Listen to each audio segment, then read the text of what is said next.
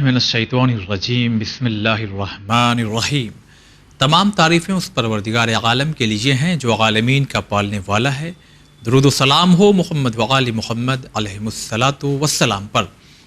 ناظرین اکرام السلام علیکم ورحمۃ اللہ۔ آپ بہتر جانتے ہیں کہ اس پروگرام میں ہم قرآن کے سے کسی ایک خاص موضوع کو سلیکٹ کرتے ہیں، پھر اس کے سلسلے سے جتنی بھی آیات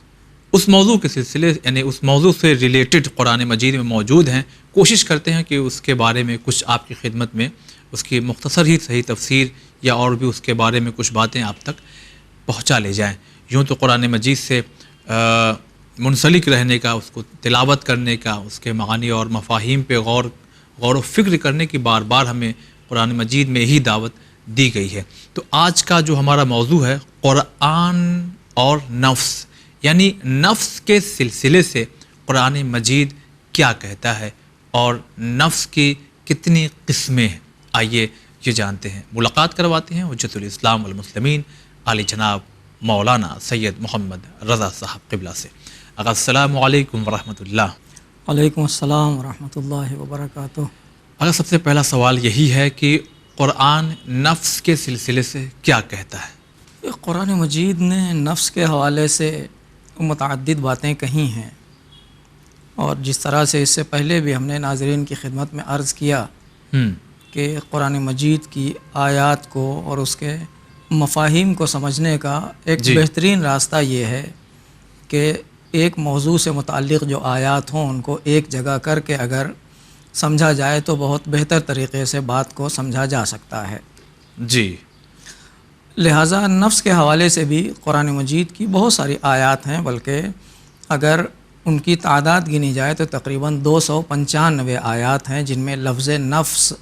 کسی نہ کسی شکل میں، کہیں جمع کی شکل میں اور کہیں مفرد کی شکل میں استعمال ہوا ہے۔ تقریباً 200 جگہ، جی 295 جگہ پر، اچھا تقریباً 300 تقریباً آیات سمجھ لیجئے آپ۔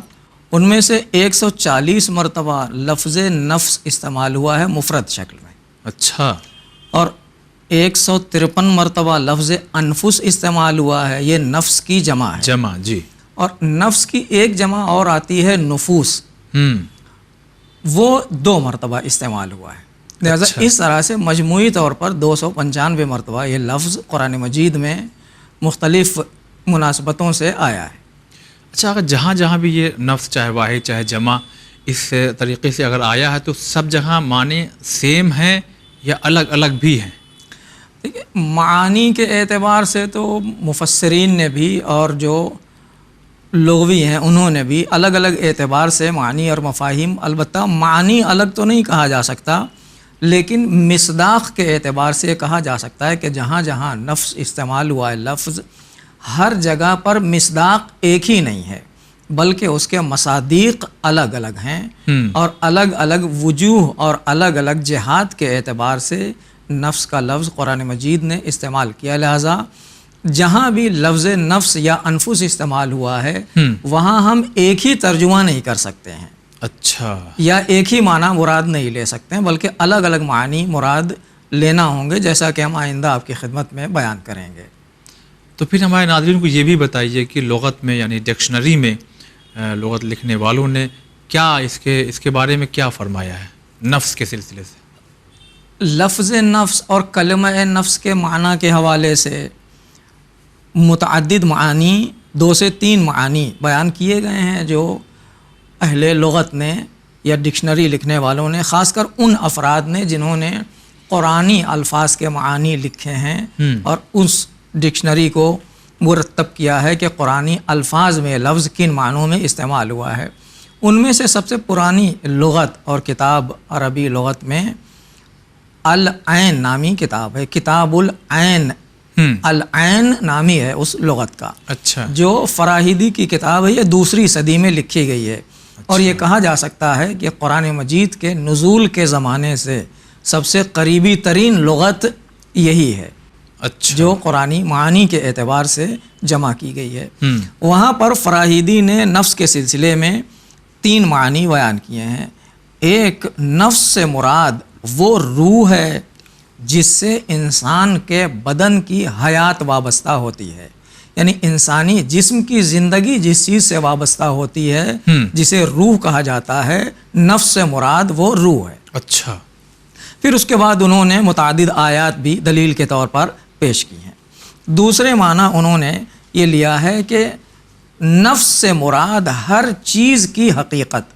کسی بھی چیز کی حقیقت کو نفس شے یا ذات شے کہا جا سکتا ہے۔ جی۔ اور چوتھی معنی انہوں نے یہ بیان کیے ہیں کہ اس سے یعنی نفس سے مراد فضائل اخلاقی، کسی بھی فرد کے جو اخلاقی فضائل ہوتے ہیں نفس کی طرف ان کی نسبت دی جا سکتی ہے، جیسے شجاعت ہے، جیسے سخاوت ہے یا اور صفات ہیں، ان کو بھی نفس کی طرف نسبت دے کے کہا جا سکتا ہے کہ فلاں کے اندر یہ خصوصیت یعنی اس کے نفس میں یہ صفت پائی جاتی ہے۔ اچھا، اسی کے ساتھ ساتھ اگر آپ یہ بھی بیان کر دیں ہمارے ناظرین کی خدمت میں، کیونکہ کہیں نہ کہیں اس پروگرام میں تفسیر آ ہی جاتی ہے، تو نفس کے سلسلے سے مفسرین نے کیا کیا نظریات بیان فرمائے ہیں؟ دیکھیے، مفسرین کے حوالے سے ہم شیعہ مفسرین میں جن کا نام سب سے پہلے آتا ہے وہ شیخ طوسی علیہ الرحمہ ہیں، جن کی بہت مشہور کتاب ہے تفسیر طبیان نام کی، الطبیان فی تفسیر القرآن، جو کافی تفصیلی کتاب ہے تفسیر۔ اچھا۔ اس میں انہوں نے شیخ طوسی نے، جن کا تعلق خود 5ویں صدی کے علماء سے ہے، اچھا، انہوں نے اس تفسیر میں نفس کے 3 معنی ذکر کیے ہیں۔ ایک انہوں نے کہا کہ نفس سے مراد روح انسانی ہے، اور دوسرے معنی اس کے خود خون کے ہیں۔ پھر اس کے بعد اس کی توجیحات بھی بعد میں آنے والوں نے بیان کی ہے کہ نفس سے خون، اس لیے خون سے تعبیر کیا گیا ہے نفس کو، یا نفس کے ایک معنی خون کے اس لیے لیے گئے ہیں کہ جس طرح سے روح کے اوپر انسانی وجود کا دار و مدار ہوتا ہے، ویسے ہی چونکہ خون کے اوپر بھی انسانی وجود اور حیات کا دار و مدار ہوتا ہے، اس لیے کہیں کہیں نفس سے خود خون بھی مراد ہوتا ہے۔ تیسرے معنی انہوں نے کسی شے کی ذات کو مراد دیا ہے، خود ذات شے اور عین شے یا حقیقت شے کو نفس شے کہا جاتا ہے۔ اسی طرح سے دوسرے مشہور مفسر علامہ طبرسی علیہ الرحمہ، جن کی مشہور کتاب مجمع البیان نام کی ہے، وہ بھی کافی تفصیلی کتاب ہے، وہاں پر انہوں نے بھی نفس کے 3 معنی لکھے ہیں کہ النفس فی الکلام علی ثلاثۃ اوجہ، یعنی کلام میں نفس کے 3 وجوہات یا 3 جہات دیکھی جا سکتی ہیں۔ النفس بمعنی الروح، النفس بمعنی التاکید، النفس بمعنی الذات۔ اور اصل معنی وہ کہتے ہیں کہ ان 3 معانی میں نفس کے اصل معنی ذات کے ہیں، یعنی ذات کو نفس کہا جاتا ہے۔ لیکن بعد کے مفسرین نے بھی، جیسے ابھی اسی دور حاضر کے جو مفسر گزرے ہیں تقریباً 50 سے 60 سال پہلے، علامہ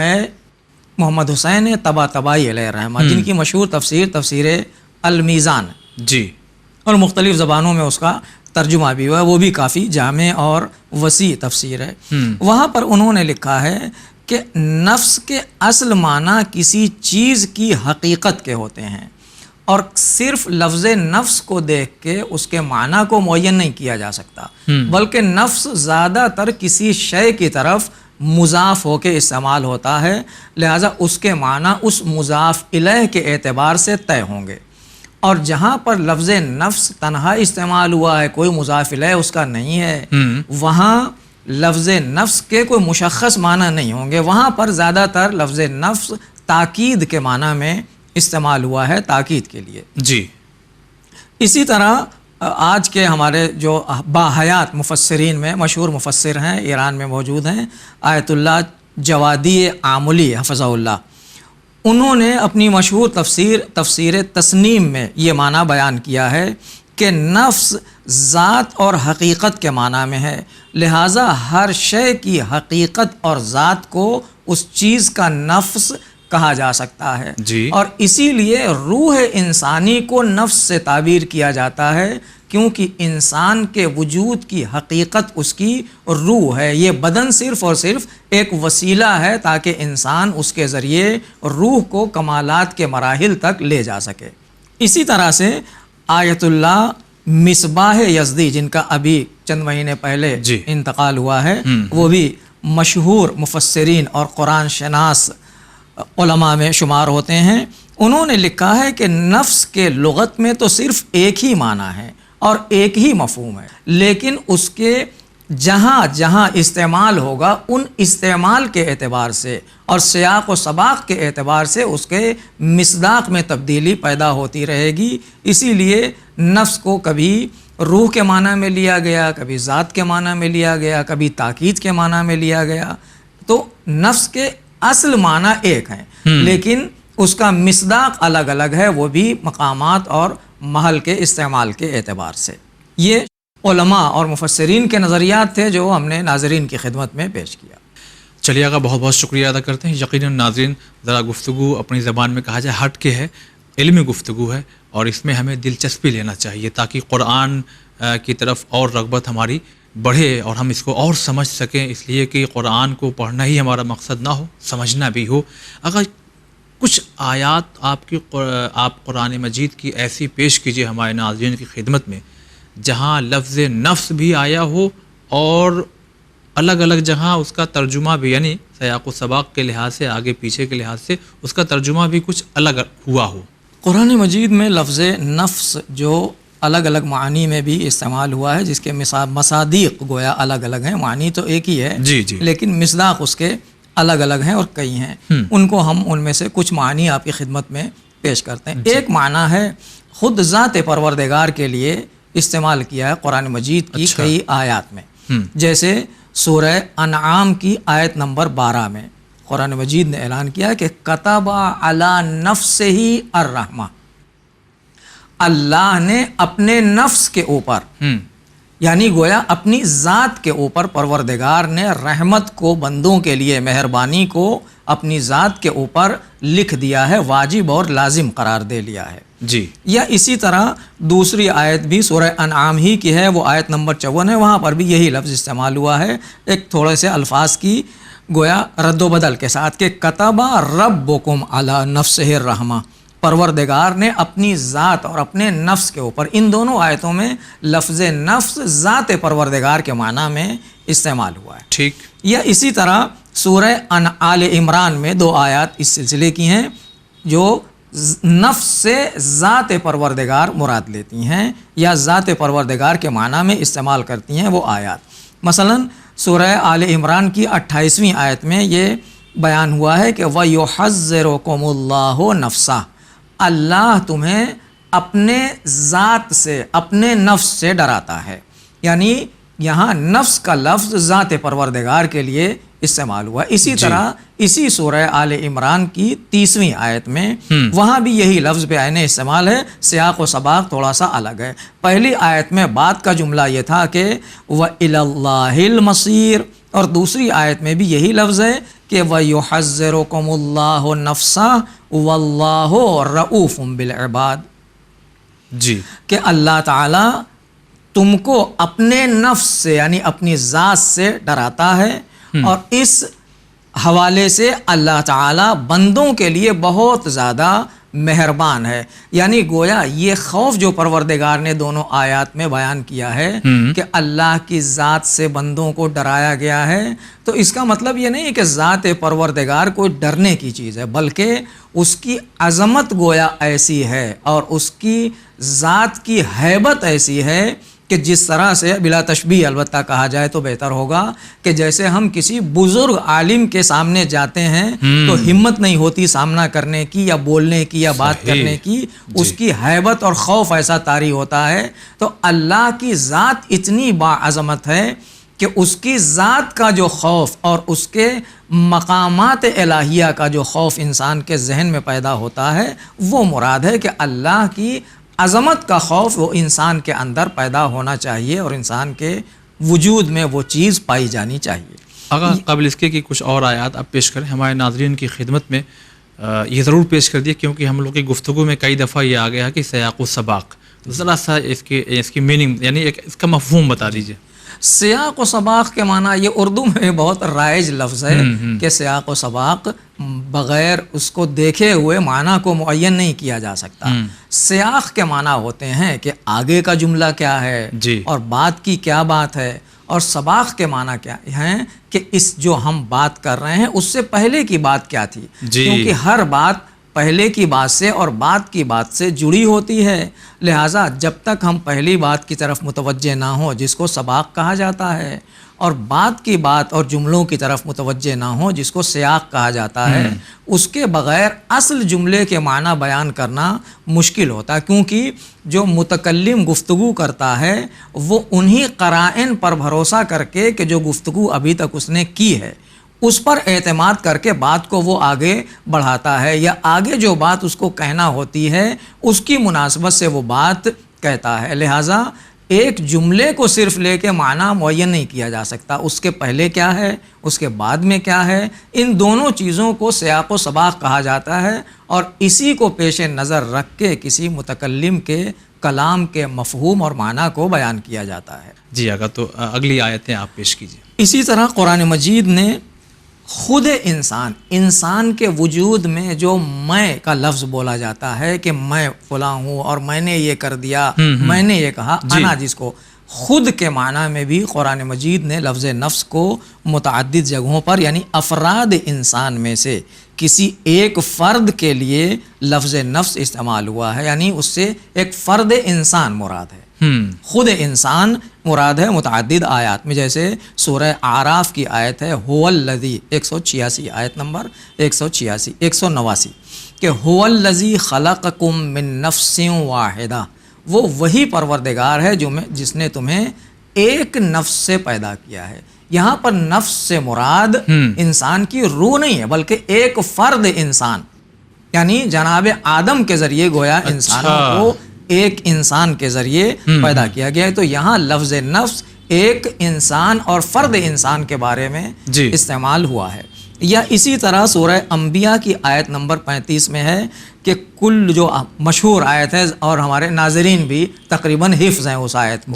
کہ کلو نفس ذائقۃ الموت، ہر نفس کو موت کا مزہ چکھنا ہے۔ لہٰذا یہاں نفس سے مراد خود وجود انسان ہے، یعنی ہر فرد انسان اس مرحلے سے گزرنے والا ہے، موت کے مرحلے سے، لہٰذا لفظ نفس یہاں پر انسان کے معنی میں استعمال ہوا ہے۔ اور متعدد آیات اس طرح کی ہیں کہ جہاں لفظ نفس انسان کے معنی میں استعمال ہوا ہے۔ یعنی کتنا امپورٹنٹ یہ سبجیکٹ ہے کہ قرآن نے متعدد مقامات پہ نفس کا یعنی استعمال ہوا ہے۔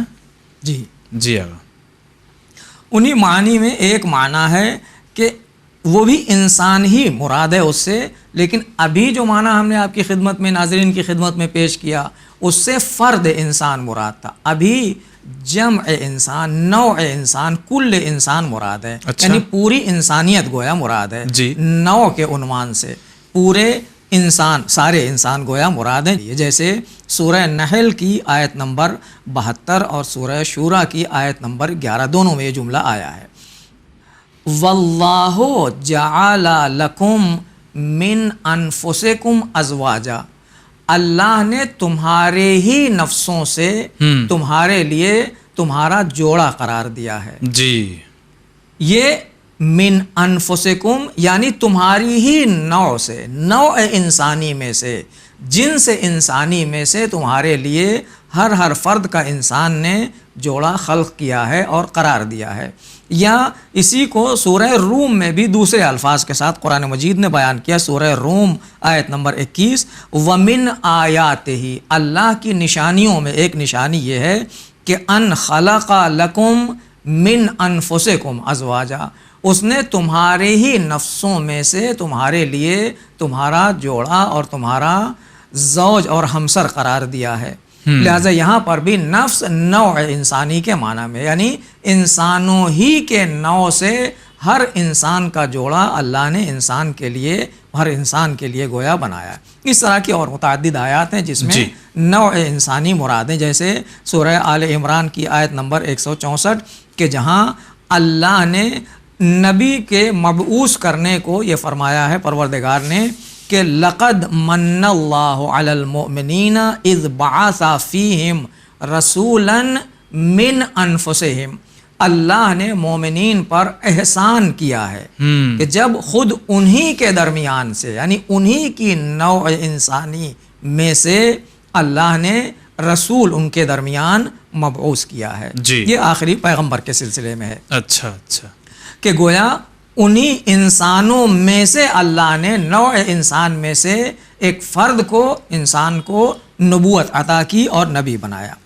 اسی طرح قرآن مجید میں خود خواہشات انسانی جی اور ہوائے انسانی کو بھی قرآن مجید نے نفس کی طرف نسبت دے کے گویا بیان کیا، اور وہاں خواہشات نفسانی اور طبیعت انسان مراد ہے متعدد آیات میں. جیسے سورہ نجم کی آیت نمبر 23 کہ ان تتبع، ایک جملہ بیچ کا ہے، پہلے اور بعد کے جملے اور ہیں کہ ان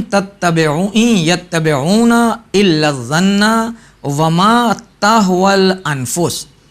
وہ لوگ صرف اور صرف اپنے خیالات اور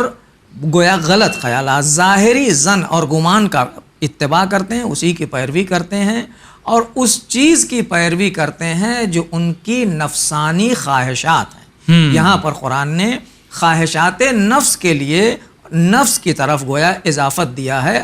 تہوا کا، یعنی نفس کے اندر جو خواہشات پیدا ہوتی ہیں وہ یہاں پر مراد لی گئی ہیں نفس کے ذریعے سے. اسی طرح سے ایک اور معنی جو عقل کے معنی میں قرآن مجید نے نفس کو استعمال کیا، لفظ نفس عقل کے معنی میں کئی چیزیں ہیں، کبھی روح، کبھی ایک، کبھی پوری انسانیت. مثال کے طور پر سورہ بقرہ کی آیت ہے، آیت نمبر 130 کا ایک حصہ ہے کہ وَمَن يَرْغَبُ عَن مِلَّةِ إِبْرَاهِيمَ إِلَّا مَن صَفِحَ نَفْسَهُ، کہ وہ شخص جو من یرغب، کون ہے جو ابراہیم کی ملت اور ان کے دین سے انحراف اختیار کرے، سوائے اس کے کہ من صفحہ نفسہ، جس کے نفس میں صفاحت پائی جاتی ہو. صفاحت نفس کو کم عقلی کے معنی میں لیا جاتا ہے، یعنی لفظ نفس عقل کے معنی میں استعمال ہوا یا اس کا مصداق گویا عقل کو قرار دیا گیا ہے. یا اسی طرح سورہ انبیاء کی آیت نمبر 64 میں جہاں جناب ابراہیم کی بت شکنی کے واقعے کو بیان کیا گیا ہے، وہاں پر قرآن مجید نے بیان کیا کہ فَرَجَعُوا إِلَىٰ أَنفُسِهِمْ، جب جناب ابراہیم نے ان سے یہ کہا کہ تم جن کی عبادت کرتے ہو، جن کے سامنے سر جھکاتے ہو، یہ اگر کچھ بولتے ہیں تو انہی سے پوچھو کس نے ان کو توڑا ہے،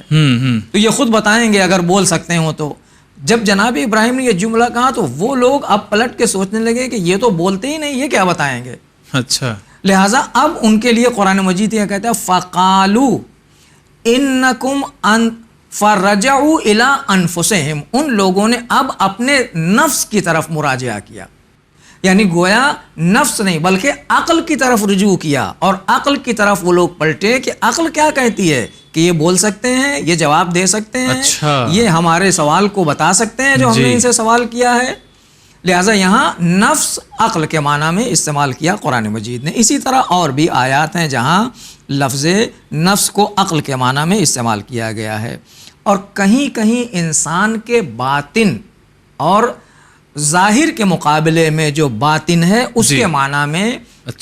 قرآن مجید نے لفظ نفس کو استعمال کیا. مثلا سورہ بقرہ کی 284 آیت نمبر کہ وَإِن تُبْدُوا مَا فِي أَنفُسِكُمْ، جو چیزیں تمہارے نفس میں ہیں چاہے تم ان کو ظاہر کرو یا او تخفو ہو، چاہے تم اس کو چھپائے رکھو، یحاسبکم بہ اللہ، اللہ اس کا حساب تم سے ضرور لے گا، اس کا محاسبہ پروردگار ضرور کرے گا. جی، لہٰذا یہاں فی انفسکم سے مراد ایسا نہیں کہ تم نے اپنی روح میں چھپا لیا ہے یا اپنے شکم میں چھپا لیا، بلکہ اس سے مراد کہ انسان نے جو باتیں اپنے باطن میں چھپا رکھی ہیں، لہٰذا نفس سے مراد یہاں پر اندرون انسان، باطن انسان مراد ہے. یا اسی جگہ کہیں قرآن مجید نے آخری معنی تقریباً ہوں گے نفس کو روح کے معنی میں بھی استعمال کیا ہے کہ نفس سے روح مراد ہے. جیسے سورہ زمر کی آیت نمبر 42 کہ اللہ یتوفی الانفس حین موتہا، اللہ نفس کو پورا اپنے قبضے میں لے لیتا ہے موت کے موقع پر. تو ظاہر ہے کہ نفس قبضے میں نہیں لیا جاتا بلکہ روح قبضے میں لی جاتی ہے. لہٰذا یہاں پر لفظ نفس گویا روح کے معنی میں استعمال ہوا. یا اسی طرح سورہ انعام کی آیت نمبر 93 میں بھی لفظ نفس کو روح کے معنی میں استعمال کیا قرآن مجید نے، کہ جب فرشتے ان کے سامنے آتے ہیں اور وہ موت کی شدت میں ڈوب چکے ہوتے ہیں انسان، تو فرشتے ان سے کہتے ہیں کہ اخرجوا انفسکم، اپنے نفس کو باہر نکال دو. تو نفس سے مراد یہاں پر روح ہے، یعنی روح کو اپنی باہر نکال دو. اسی طرح اور دیگر آیات ہیں، جیسے سورہ فجر کی آیات یا سورہ توبہ میں 55ویں آیت، جو نفس کو روح کے معنی میں جہاں استعمال کیا گیا یا جہاں نفس کا مصداق روح کو قرار دیا گیا ہے. چلیے اگر بہت ہم شکریہ ادا کرتے ہیں. یقیناً ناظرین ابھی آپ انتظار کر رہے ہوں گے، کیونکہ کچھ چیزیں مشہور ہوتی ہیں کہ ابھی تو ان نفسوں کا ذکر نہیں آیا، کہ جیسے نفس لوامہ ہے، نفس مطمئنہ ہے اور نفس امارہ ہے. تو یہ انشاءاللہ اگلے ایپیسوڈ میں اس کے سلسلے سے بھی گفتگو ہوگی، اور اہم چیزیں ہیں جو ہم انشاءاللہ قرآن کے حوالے سے ہی آپ تک پہنچائیں گے. تو آج چونکہ پروگرام اس ٹائم جو تھا، وہ وقت جو تھا وہ گزر گیا ہے، لہٰذا اگلے ایپیسوڈ میں ہم اور بھی بہت سی باتیں ہیں جو نفس کے سلسلے سے ہیں، وہ انشاءاللہ ہم آپ تک آغاز کے ذریعے پہنچائیں گے. فی الحال اجازت دیجیے. السلام علیکم ورحمۃ اللہ.